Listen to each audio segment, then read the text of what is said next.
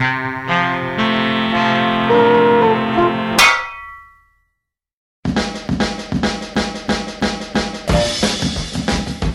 name's Mike Ellis. I have a problem.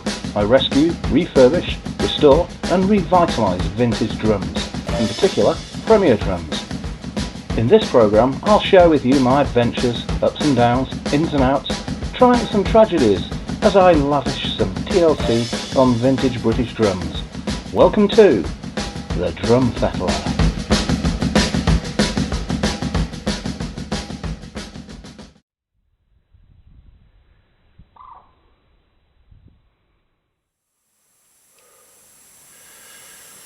Oh, this is thrilling stuff, you know. Thunderbirds are go.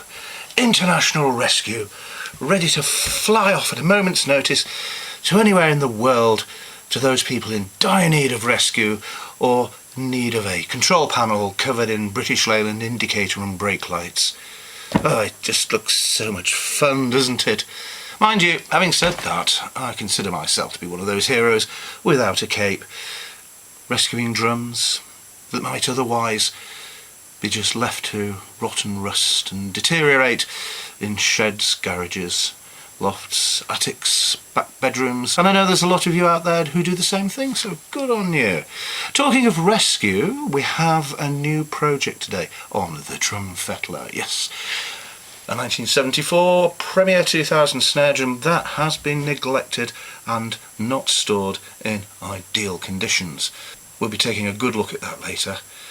But on the other side of the coin, we'll be back onto the yellow Beverley kit. Remember that? Yes. The bass drum, the big 24-inch bass drum. So let's go and have a look, see how we're getting along with that. As you will no doubt recall, in the last edition of the Drum Fettler, I was preparing to make an infill for the Beverley bass drum where the tom holder was, the oval shaped hole. And here it is. Well, here's what it looks like before I cut it down to size. It's basically 4 plies of wood which I'm going to cut the infill out of, and then hopefully, all being well, it will fit in with a little bit of adhesive. So let's see what it looks like.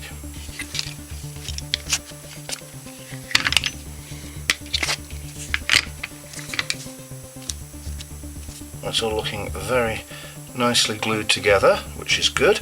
So all I need to do now is cut that out.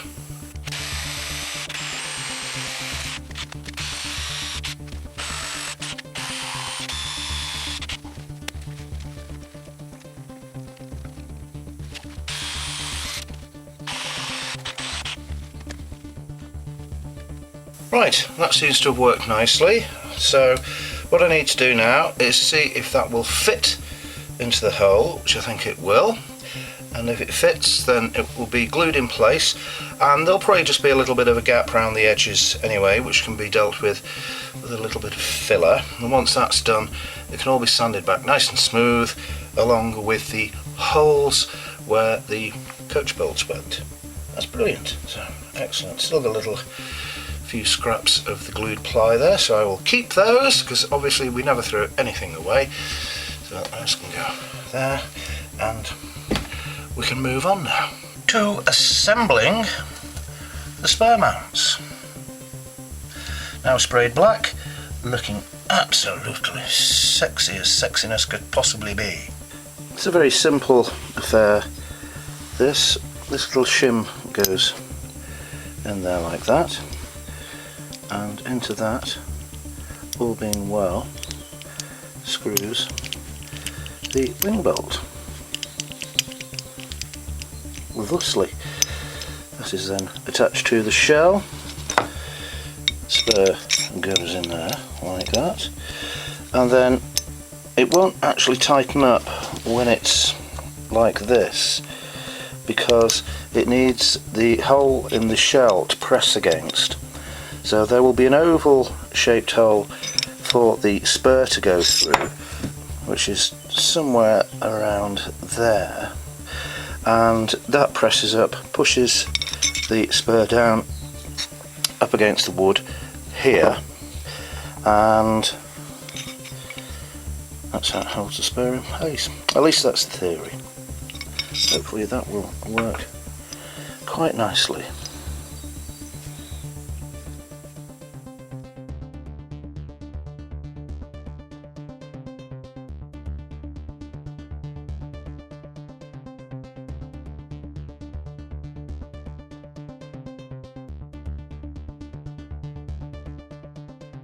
I'm using a very aggressive expanding adhesive. I'll put the little infill onto a piece of trusty old gaffer tape.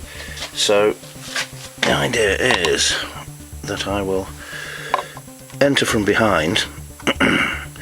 You'll excuse the terminology. Gaffer tape will hold the infill in place.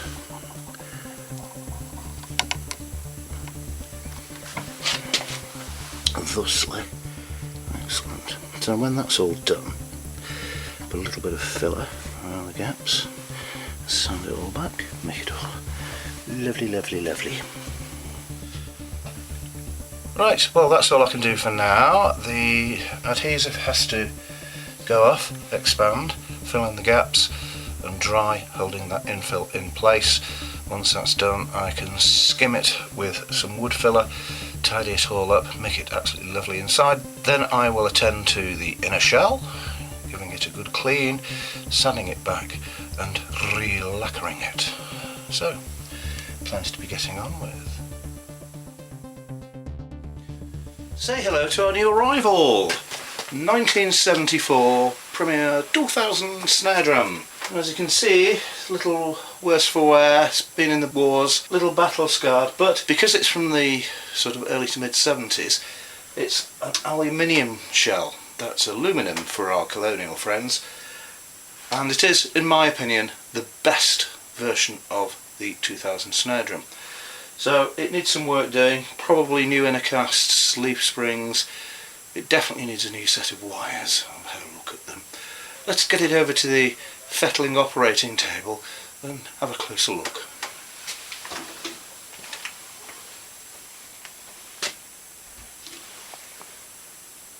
Now for a spot of disassembly. But before we do that, I just want to show you something. Here is a Sonar drum key, and it's a slot drum key. And the reason I'm showing you this is because a lot of people say they don't fit Premier slot rods. Well, watch this. Oh no! What's happening? Lo and indeed behold, the slot key is working perfectly on a Premier slot rod. Amazing, huh? Well, there you go. Another one to remember. Anyway, let's get this little fella taken apart.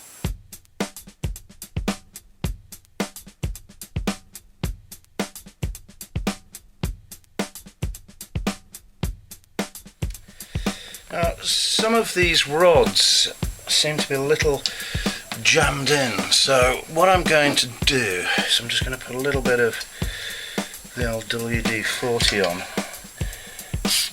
to hopefully penetrate and make things free up, because I really don't want to force them, because if you force the rods you're likely to split the head, split one side of the slot rod off. So I've just had a quick try with Mr. Big Screwdriver to see if that would help, and now it's just too risky.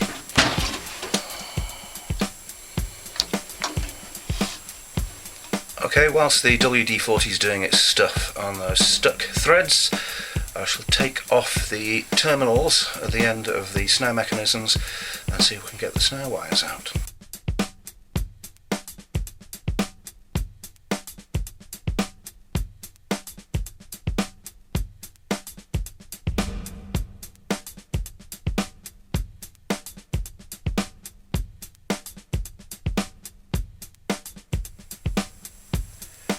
Well, I've managed to get the snare wires off, which for unknown reasons were on upside down, which I can't imagine for 1 minute would help things.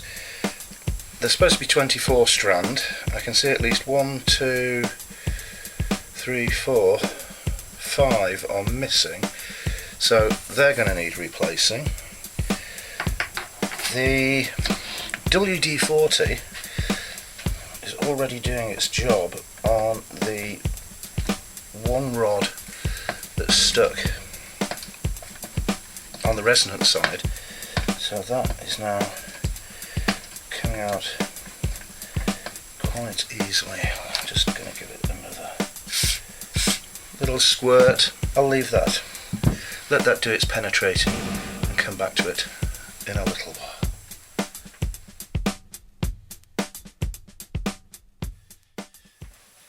Righty-ho, let's see if WD-40 has worked its magic. Oh yes. The one on the reso side is coming out very nicely.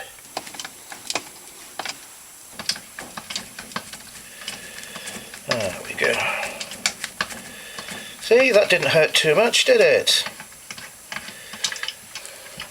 Excellent. There we go.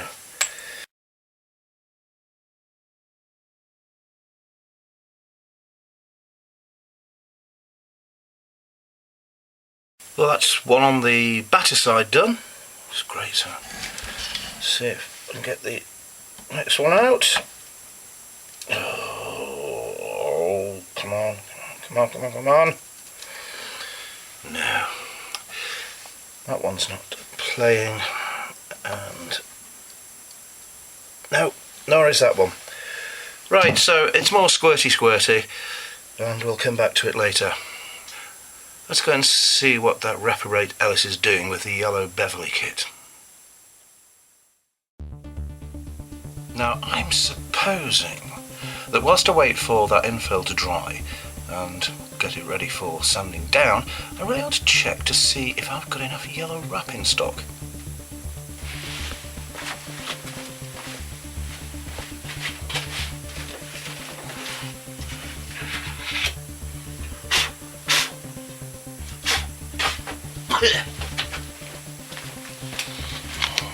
I always carry quite a bit of this because it's been quite popular, but these are all the offcuts, the leftover bits,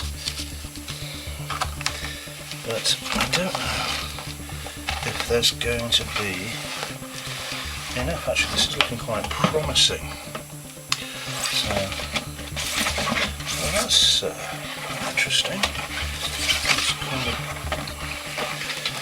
big bit. Those are all little bits, I think. Right, so let's have a look at the largest piece we have here.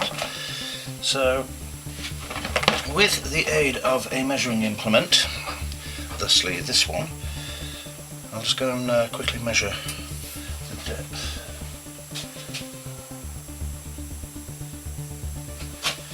350 mil. Well, that's plenty. That's plenty. So, what I need to do now is go over here to my handy little chart that tells me, reminds me, because I can't always remember, what length we need to cut the wrap in order to go all the way round a shell. As you can see, we have many sizes here. 24 inches needs at least 77 inches of wrap. We find ourselves a measuring of tapes and see if we've got anything near 77 inches. 69. Well, that's good, because in the good tradition of Premier drums, they always used to do bass drums in two pieces, so I've got 69 inches, so that will do pretty much all of it, but just leave an 8-inch gap.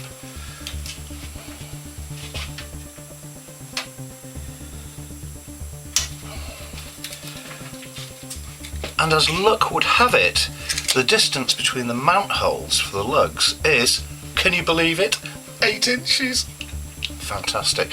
So that means I can use this piece to go all the way round to the bottom, and then all I've got to do is put a little infill piece between the bottom 4 lugs underneath the drum. So, happy days! Something's worked out.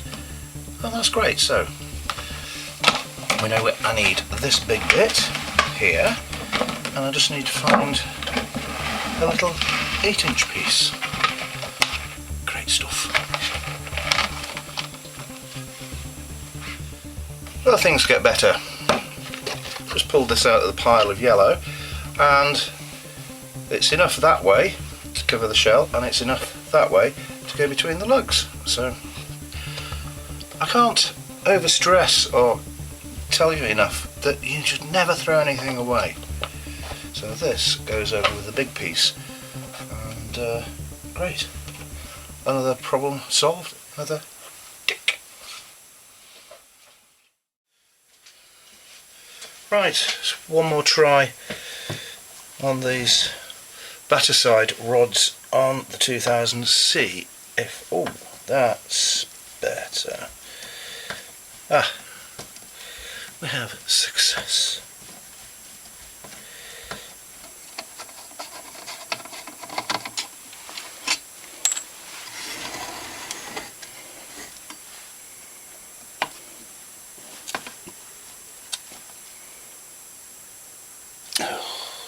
No, tish, pish and curses. The last rod is still putting up some pretty stiff resistance. So we'll send it in again for another squirty raid.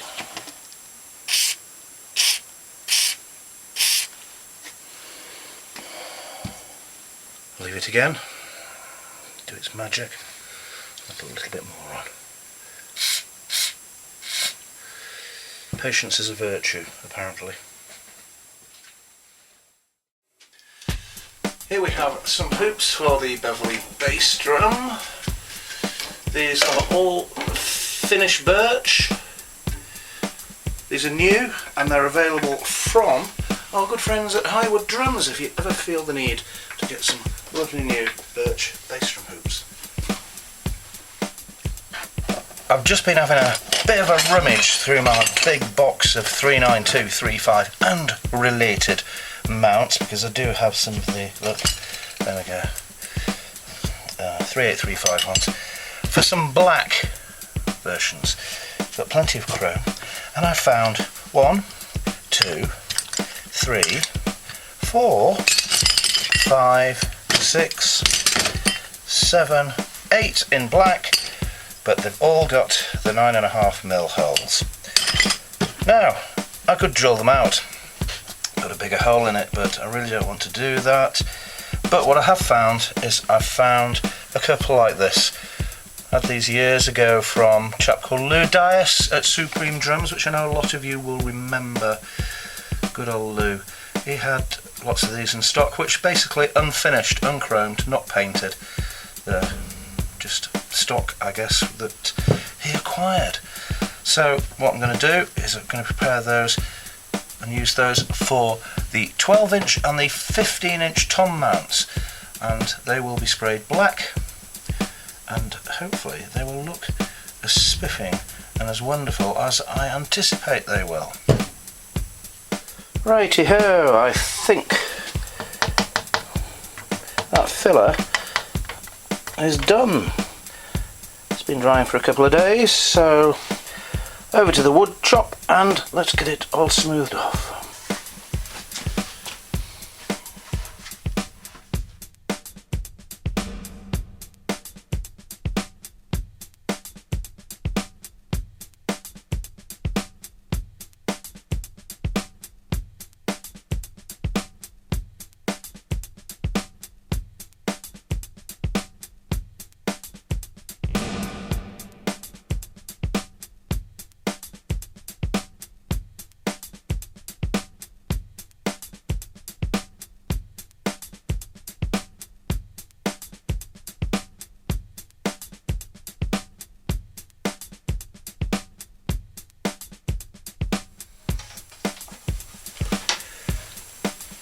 Okay, I think I'm winning.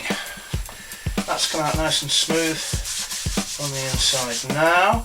I also filled the extraneous hole where the original spur mount was, because obviously we're going to put the disappearing spurs, so I'm going to utilise an existing hole, then drill the second mount hole and then the oval hole for the spur to go in.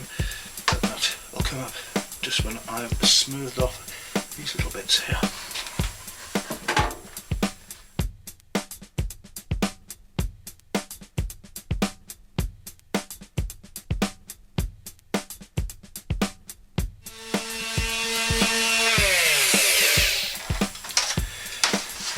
Okay, that's all the filler work done, smoothed off, all looking very neat and tidy. So now we can get on with drilling the spur holes and the additional mount hole, and then we can start thinking about wrapping it.